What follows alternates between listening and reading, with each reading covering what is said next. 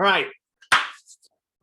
Okay, not really what I had planned today, but I'm going to go ahead and talk about some of our gear systems. Not our gear systems. I guess sort of our gear systems as human beings. These are basically the gears that your nervous system kind of climbs up um, from a respiratory cardiovascular standpoint. But I'm not the one that kind of penned the name gears. I'm not sure if they did it first or not, but anyway, a lot of my stuff that I get with breathing and that kind of stuff comes from Power Speed Endurance, formerly Power Speed Endurance, now called Shift Adapt. Brian McKenzie, Rob Wilson, I've worked with them extensively on this stuff, and they're really, really good with it. So that's where all this comes from. But to be fair, it comes from like the guys that they studied with, Wim Hof and the Iceman. I just talked about him earlier today.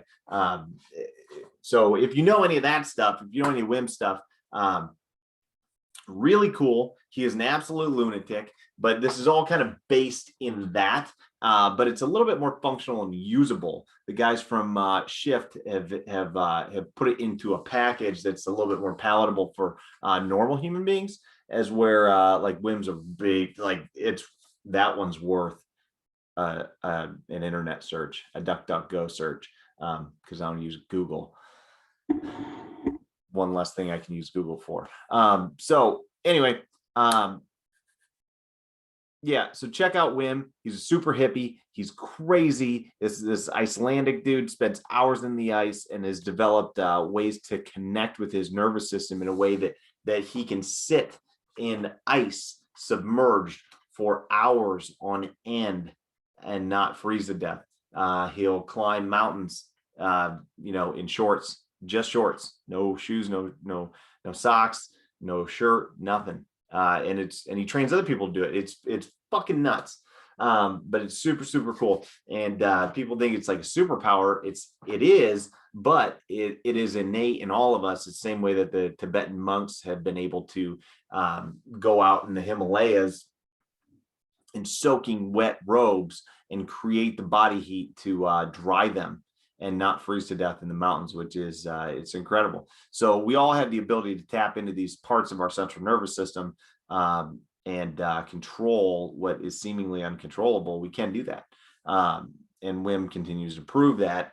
And anyway, so taking those concepts and applying it to our world and functionality here, if you don't really want to go to the Himalayas and try to dry wet clothes, like what the hell does it mean for us, right, in this frame, right, that we operate in? What it means is the ability to take intensity and to slow it down, honestly. So think in terms of intensity on the street, intensity for work, and then what does that feel like? How fast does it go? How hard is it? How taxing is it? How emotionally charged do you get? How scared do you get? How not scared do you get? All of these things are going to take you basically and tell you where your body goes from a sympathetic response standpoint, right? So if you are involved in a traffic stop or a call to a house or something like that, and our interactions are relatively short, people. So and then the intensity of situations, especially use of force situations, is very short in duration, all things considered. But what does that feel like to you? How hard is that? How tunnel vision do you get? Do you have auditory exclusion? Do you even notice these things? These are all things that are going to tell you like how pegged do you get when the shit hits the fan. You can even tell some of the stuff when you're driving. Like that's the most regular intense stuff that we do is driving. So like if you are driving fast and you're going somewhere on a hot run, and like how is your breathing? Just kind of take note of that. Just like we talked about before with baselines for nutrition, you got to understand where your baseline is for your reactivity to stress as well. So if you don't take a baseline of it, then you don't really know how to change it. Or even that it needs to change, right? You don't know what you don't know.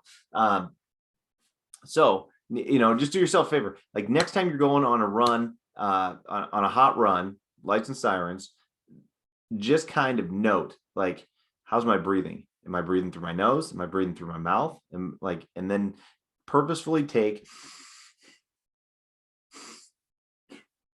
like 2 or 3 deep nasal breaths, okay? And just see how you feel afterwards, and then keep going, right? And it can be that simple.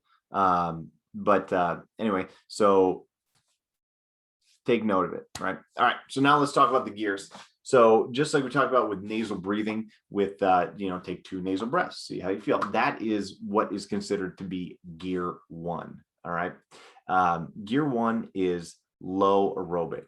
All right. So gear 1, we're talking nasal in, nasal out, nice and smooth, nice and calm. It's not like you're sleeping smooth, like slow, but it is a slow rate of respiration, okay? Or slower, all things considered, low aerobic, right? So you're not being pressed to feel like you're like I want to breathe. That's up the chain. So gear 1, low aerobic, okay? Gear 1 low aerobic is our base. You'd be hard pressed to spend too much time in gear 1. Gear 1 is great because it continues to build this massive base of aerobic capacity, in a sense, aerobic strength, and just having an aerobic system that continues to operate in this stage 1 level, in this gear 1. Because honestly, if we can ramp our intensity without taking our breath rate out of the lower gears, that means we have a greater capacity, right? So if we can do that, then we can reserve the high gears 4 and 5 for really, really, really, really strenuous work. So we want to spend as much time in gear 1 as we can. A lot of times it sucks because it's like it can get kind of boring. You're like, well, I'm not going intense, so am I really doing work? Hell yes, you're doing a ton of work, right? It's great for conditioning that gear 1, that low aerobic, but also for recovery. So like if you want to do like active recovery, and this is where hard charging cops, military, SWAT guys, operators, whatever you want to call us, them, whoever, we CrossFitters, we screw this up because we think an active recovery day is like a barbell complex with 60% and to a 5-mile run that ends up being some sort of stupid time trial. So like we end up negating the active recovery as like a because it's not active recovery anymore. You just did a training session. So gear 1, if you can keep your work in gear 1, then you're going to be doing work that's going to be fall in line with active recovery or with recovery in general. So there you go. Gear 1, spend time there, and don't downplay spending time and doing work in gear 1. Okay. Gear 2 is going to be nasal in, nasal out, but just ramped a little bit more. So you're going to get more into almost that superventilating, hyperventilating, whatever you want to call it, mode, where it's not like, okay, we're still nasal in, nasal out. We want to do as much nose breathing always as we can, but you're just stepping on the gas pedal just a little bit. So we go nice and smooth, gear 1, 2. And then gear 3 is going to be nasal in, nasal out, but it's going to be at a really increased rate. So now you're going to be talking about like, so it's going to get a lot more intense. So so gears 1 through 3 are all nasal breathing, right? Gear 1 is going to be nice and calm. There's no chance that you'll feel like you're going to outrun that capacity to breathe through your nose. Gear 2 is going to be like, okay, I can feel this is getting a little uncomfortable to stay in this nasal only breathing. And then 3 is like you're holding on to try to see, basically, I treat it, and this might be slightly misapplied, but I treat it like I'm going to try to push this as long as I can, staying in nasal breathing, and see where I outrun my capacity to breathe through my nose. And then when I feel that, I just hold on longer, or I ratchet my intensity down just a touch so that I can keep that nasal breathing in check, right? So I'm not outrunning it and then getting into gear 4, which we'll talk about in just a second. But that nasal, that gear 3, right, is going to be where you're going to feel like you can't maintain that nasal in, nasal out, that you're going to want to go and let that CO2 out, let that breath out. It's going to feel like you're out, like you can't keep pace with it, and that almost like you're drowning is really how I describe it. It's like you're drowning while you're working out. Like, I can't get the breath out. I can't do that. So before we get into gear 4 and gear 5, right? So I remind people of this all the time when they do like short CrossFit workouts like Grace, right? So you should be, or Fran, even to an extent. Fran is a little bit longer than this, but like Grace should be done 30 clean and jerks for time at 135.95 is a prescribed. But when you're doing that one, you want to be looking at about 90 seconds, right? So you're about 90 seconds, and if you're just a hoss, right? You can get this workout done in like under a minute 30. I think the fastest I've ever done it's like 126, 124, something like that. So it's been a good workout for me. But what I have to always tell myself, and I tell everybody that does this workout, is you should be under 2 minutes, shooting for 90 seconds. And so scale the weight accordingly, for one. But for two, why are you breathing during that time frame? And it's not to get oxygen in. Like, the oxygen that you're taking in is really inconsequential in a lot of ways. The reason that you're breathing is so that you can get the waste product out, that CO2 can get out of your system and you don't pass out, right? Because if your CO2 builds up and you don't have a way to get it out of your body will shut down and you'll just be out, right? So and I think you'll even die.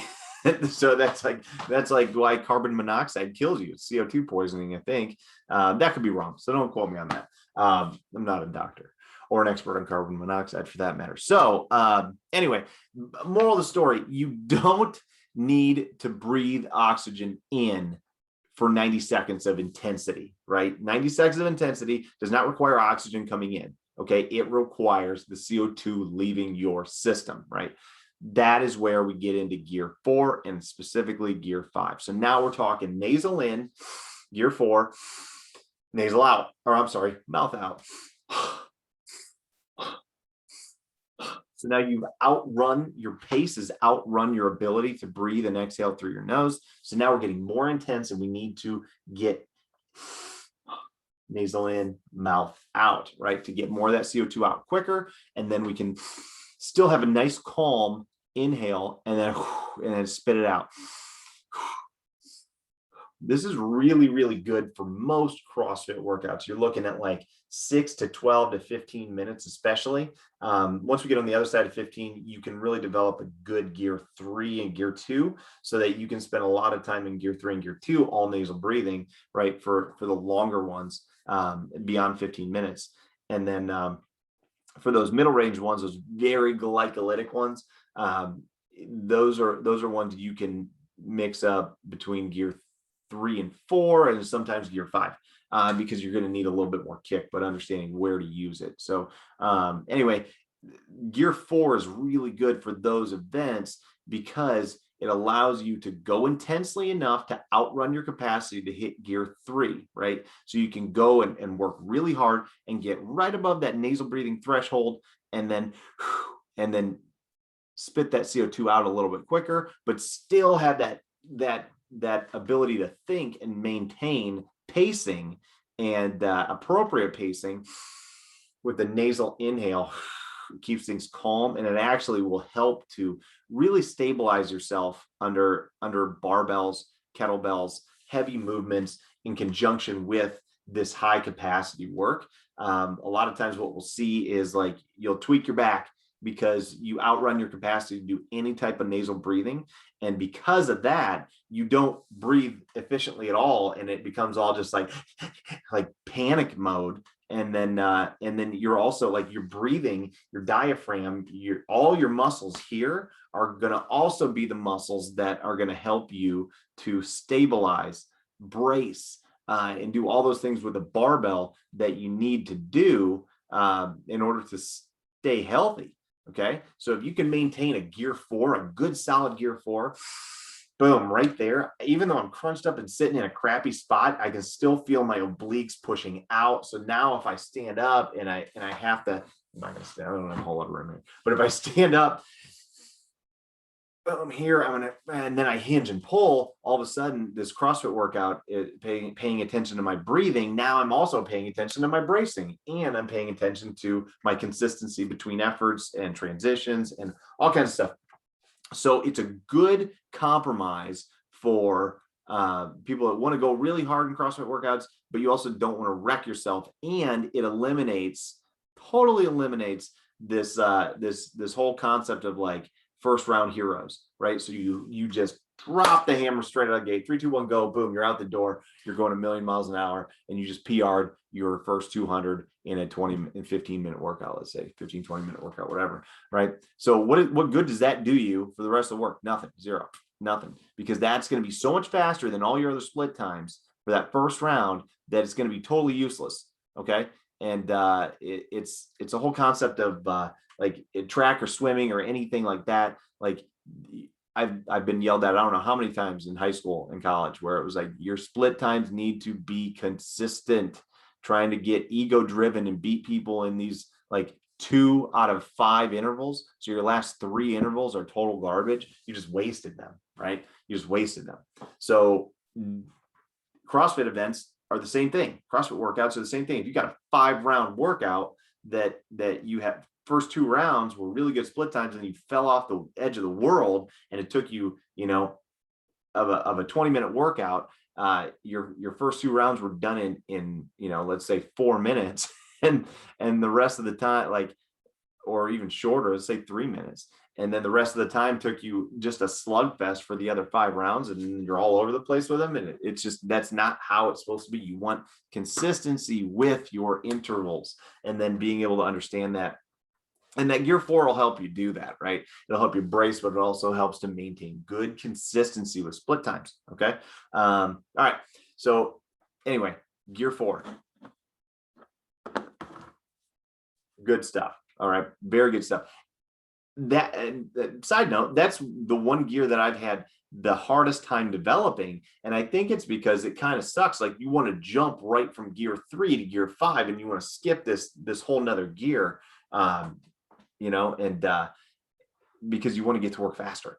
But, most of the time, especially in training sessions, you don't want to do that. You want to maintain that, right? And that will help you more than you even know. I'm telling you, this concept of nasal breathing and keeping these a little bit lower intensity, keeping a restrictor on, it's not going to stop you from being able to build capacity. All right, it won't. Prime example is the CrossFit Open for me this week, right? I managed to stay in gear 4 for that entire event, and didn't finish any worse off than I would have if I would have gone into panic mode. I probably would have been worse because of the stability that it required to get inverted and walk to upside down towards the wall. I think it would have been worse with a mouth breathing pattern rather than a nasal breathing pattern. I can almost assure that it would have, and that as much as my back hurt from overextension, afterwards it would have been wrecked had I gone straight gear 5. So trust biology and physiology, right? This shit it will work for you if you put the time into it. Okay, just like anything, it will work if you punch the clock and you do the work. So gear 5, the sexy gear. All right. Okay, so gear 5 is all out anaerobic. Okay, so in very basic terms, and like, this is not like biologically proven, I don't think, but very basic terms, you can look at nasal breathing. If you're breathing in, especially breathing in and out of your nose, you are utilizing more fat and oxygen as a fuel source, right, for the work that you're doing. All right.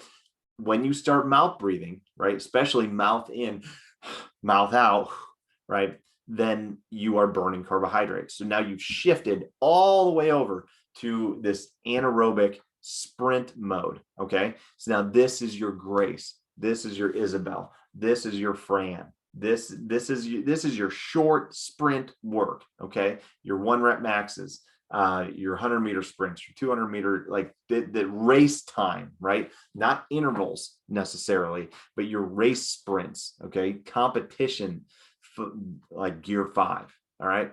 These are your scrambles in jiu-jitsu. These are your events when you're on the street. Let's apply it to again the context, not to always talk about just working out, but these are your street fights, right?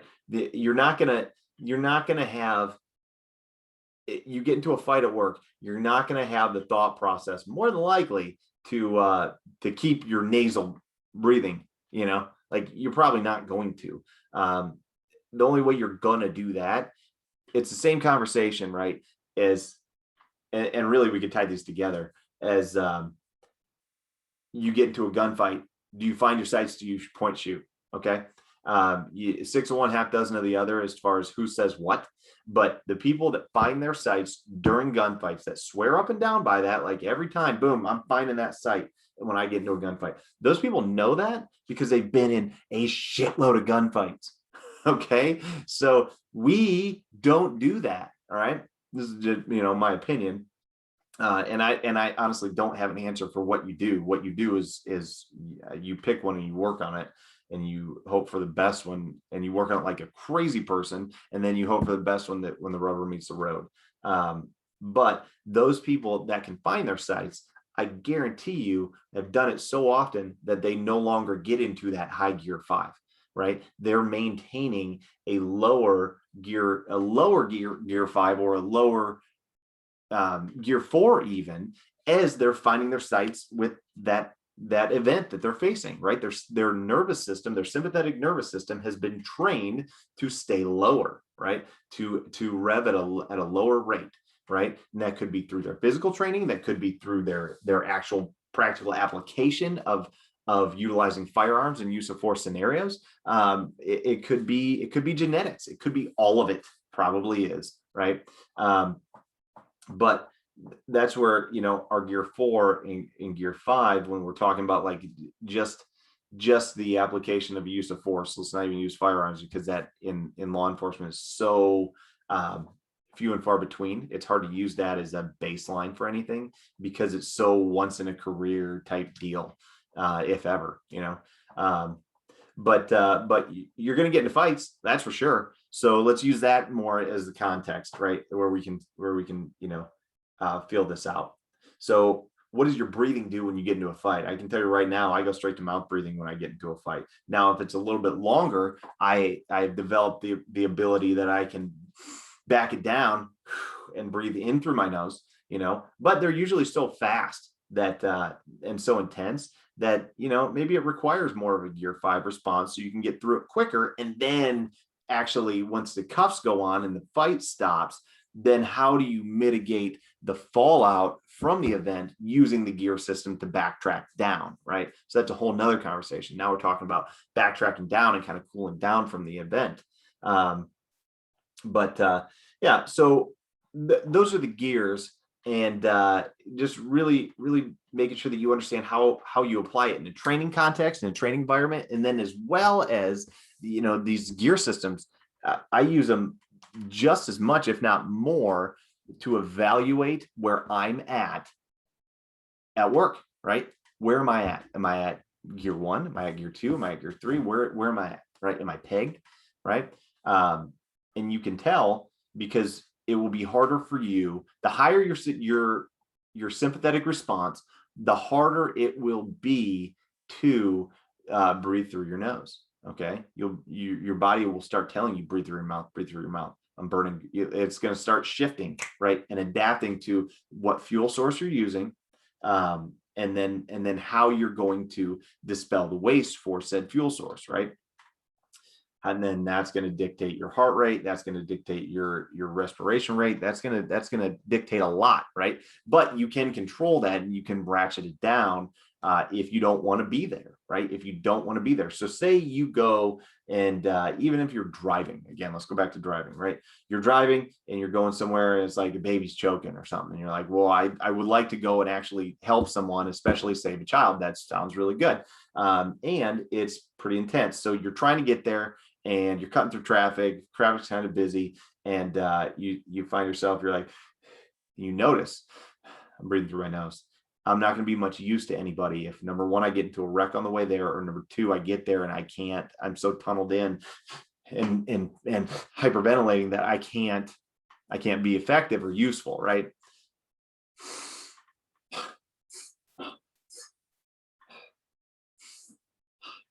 Easier said than done while you're driving, but it's not like you're holding your breath and trying to like yoga breathe. You're just, it's that simple. Just instead of breathing through your nose, through your mouth, just breathe in through your nose. And it's going to be like that. But you'll start to do it, and you'll start to adapt. And maybe you only take 2 or 3 breaths and you go back to mouth breathing, and then you take 2 or 3 more, and then maybe 5 or 6 more. And then by the time you get to the run, that you don't need to be pegged for that, right? You don't need to be in gear 5 for that, right? For a medical run. That's, in essence, that's what it is. That, it's a medical run, right? So you need to be like field of view expanded to see details of what's going on, and then basically be there to help the medics if needed, right? So this is like choking baby type stuff, right? So your job is number one, assisting them, and number two, just being observers. This is something's out of place, you should be able to notice it. But if you're in gear 5, your investigative skills are going to be virtually zero, because you're going to be so tunneled in that you're not going to be able to see anything. So that's a whole nother role. So like now we're playing all kinds of roles, and these gears are gonna play into that. Like, how much can you see? If you're in gear 5, you're gonna be tunneling in, right? So the more that you can relax, calm down, and make yourself be somewhere different, then you're going to expand that ability and that capacity, right? And this is just one context that you can kind of plug all this stuff in together. So, yeah. All right. Okay. So I think that's really all I wanted to touch on today was the gear systems. And then for the programming, give me some feedback on what you're thinking about it. I'd love to hear some feedback. And then on 2 days, right? 2 days. So we have two basically interval days, short interval days and long interval days. And those are kind of like mixed in with some more stuff, just to make it not so boring, so it doesn't feel like you're doing track work. And if you have access, I'm assuming that I'm writing this program so that I'm assuming you don't have access to rowers, bikes, that kind of stuff. So that's written for running and doing some track work, honestly. But if you want to make it a bike, a row, a ski erg, a swim, like you absolutely can do that too. And then we're just adding some planks and some other movements into that, just to make it a little less boring, a little bit more applicable.